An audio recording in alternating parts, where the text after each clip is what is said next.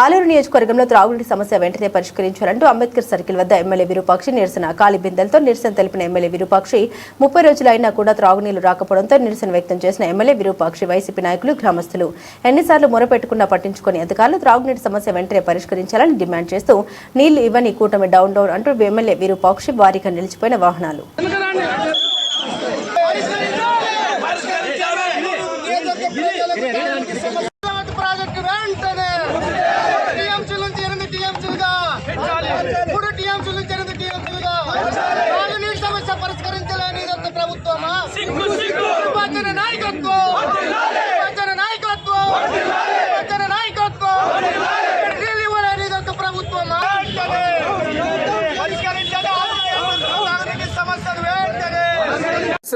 చూస్తున్నాము నీటి సమస్య.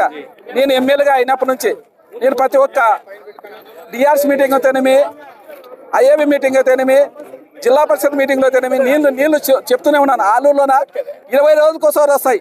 ఆడ ఇన్ఛార్జ్ ఉండే ఏరియాలోనే నీళ్ళు లేవు. ఆయన మళ్ళీ ఎందుకు ఆడ ఏం చేస్తున్నా ఆమె నాకు అర్థం కావట్లేదు.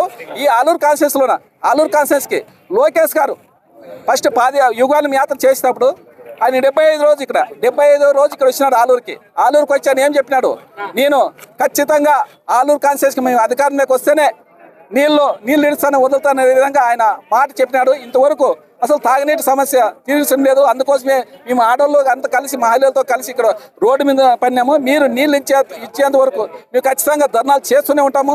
ఇది ఉద్యమం ఆగే పరిస్థితి లేదు. ఖచ్చితంగా మాకు ఆలూరు కాన్స్టిట్యూన్సీకి ప్రతి గ్రామం, ఎందుకంటే హత్య వెలగలైతేనేమి, మొలుగులు అయితేనేమి, ఎమ్ముకొట్టాలు అయితేనే ఆయన ఎమ్ముకొట్టాలకైతే మేము ఆలూరు మన ఎంపీతో తీర్మానం చేసిన 6 లక్షలు సంప్ కట్టించి సంప్ నుంచి ఓహెచ్ఎస్ నీళ్ళు ఇడిచి అటు నుంచి గ్రామంలోకి ఎదలేననే విధంగా ఉంటే నేను ఎమ్మెల్యేనాక తీర్మానం చేసి ఎంఈడీఓతో మాట్లాడి తీర్మానం చేసి దాన్ని ఇప్పుడు ఉండే ఇన్ఛార్జి వైకుంఠ ప్రసాద్ నిలబెట్టినాడు. దాన్ని జ్యోతి వైకుంఠం ఇక్కడ ఉండే వైకుంఠం జ్యోతి గారు అది నిలబెట్టి ఇప్పుడు ఆ నీళ్ళు అది బోర్లు వేసిన బిల్డప్ ఏదో మా వైఎస్ఆర్ ప్రభుత్వమే అది మా అంటే హాస్పిటల్కి వచ్చిన బోర్లు ఈరోజు బోర్లు వేయించినారు. వాళ్ళు బోర్లు వేయించి మా బిల్డప్ చేస్తున్నారు. బోర్ కాదు, ఫస్ట్ తీర్మానం చేసిన దానికి నీళ్ళు విధంగా మేము కోరుకుంటున్నాం.